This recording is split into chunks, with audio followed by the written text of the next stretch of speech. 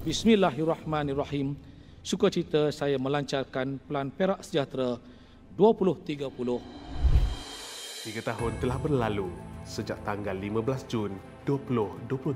Hari bersejarah yang menyaksikan pelancaran Pelan Pembangunan Strategik Perak Sejahtera 2030 oleh Yang Amat Berhormat Cikgu Sarani Muhammad. Sejak itu, langkah demi langkah diatur, usaha demi usaha digambling, bukan sekadar membangunkan sebuah pelan, tetapi membina sebuah wawasan masa depan untuk negeri dan rakyat negeri Perak dengan 9 agenda strategik merentasi 3 sasaran utama iaitu sejahtera ekonomi, sejahtera sosial dan sejahtera politik.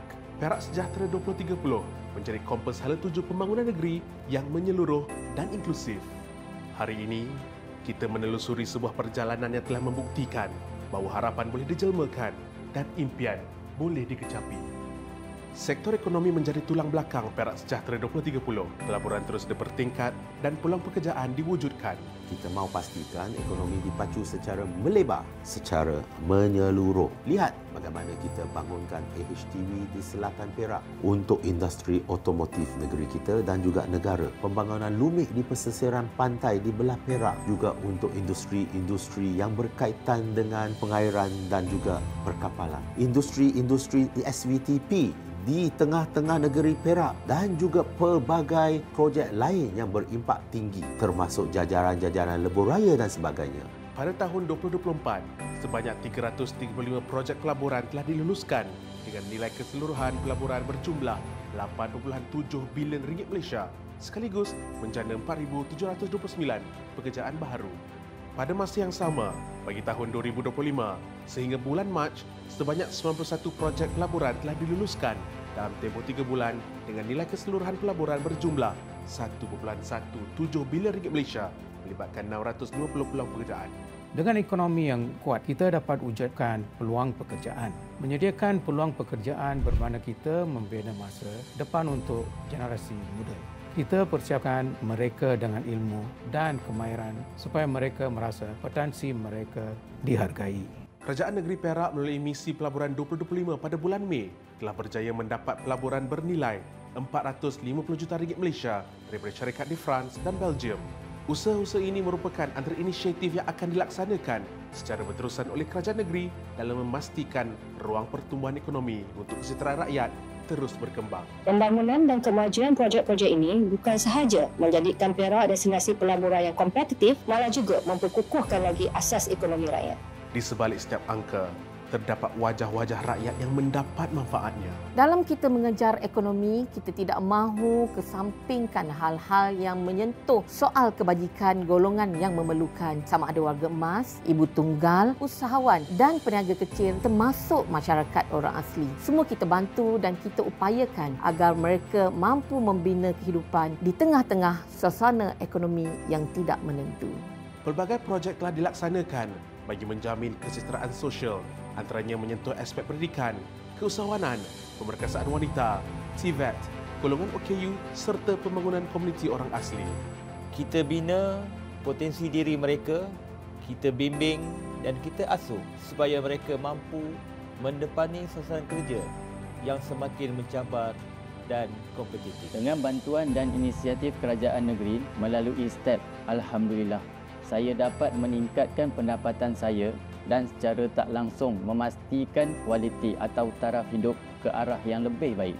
Ia juga menjadi batu loncatan bagi saya untuk mencapai lebih lagi dan terbukti apabila saya mendapat keputusan yang cemerlang iaitu 11A dalam peperiksaan SPM tahun 2024. Terima kasih Cikgu Sarani. Dengan bantuan pembiayaan beasiswa ini, saya bukan sahaja mampu melanjutkan pelajaran tetapi juga memastikan saya tidak membebani keluarga saya. Kita berikhtiar agar kemudahan asas seperti perumahan dapat kita sediakan sebaik mungkin. Usaha ini mungkin tidak sempurna, tetapi kita tidak pernah berhenti berusaha.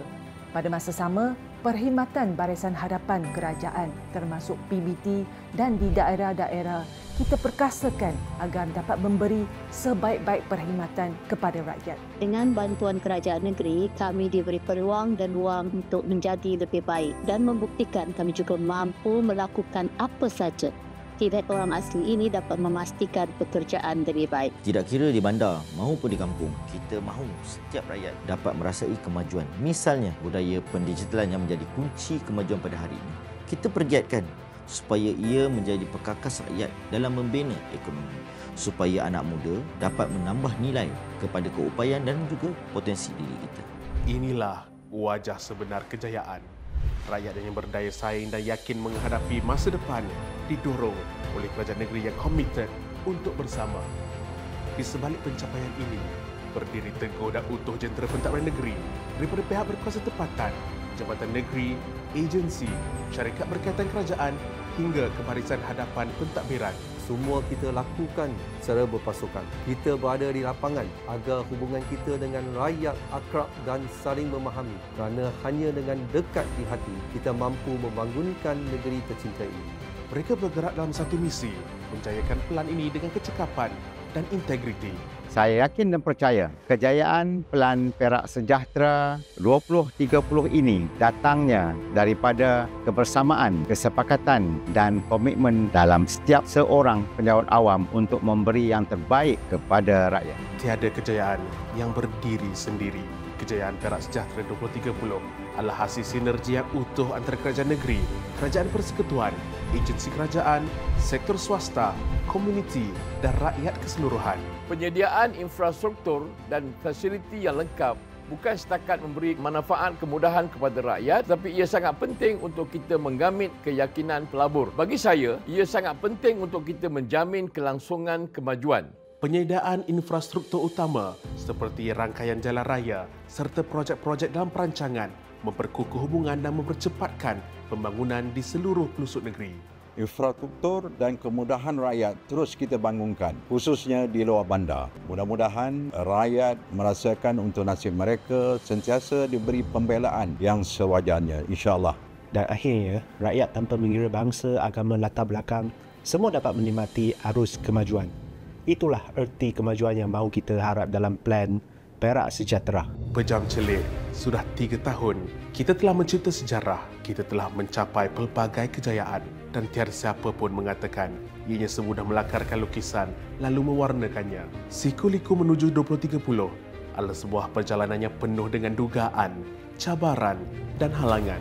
Masa depan Perak terletak di tangan kita semua, dari pemimpin, penjawat awam, pelabur dan rakyat. Kerana kita mahu memastikan pelan ini tidak sekadar dokumen di atas kertas. Pelan ini adalah tekad kita. Tekad kita semua untuk melihat Perak yang lebih baik, Perak yang lebih maju, Perak yang lebih makmur dan Perak yang lebih sejahtera. Dan insya-Allah dengan tekad yang teguh, kita dapat sama-sama menjayakannya. Sama-samalah kita meraih kejayaan, memperkasa masa hadapan.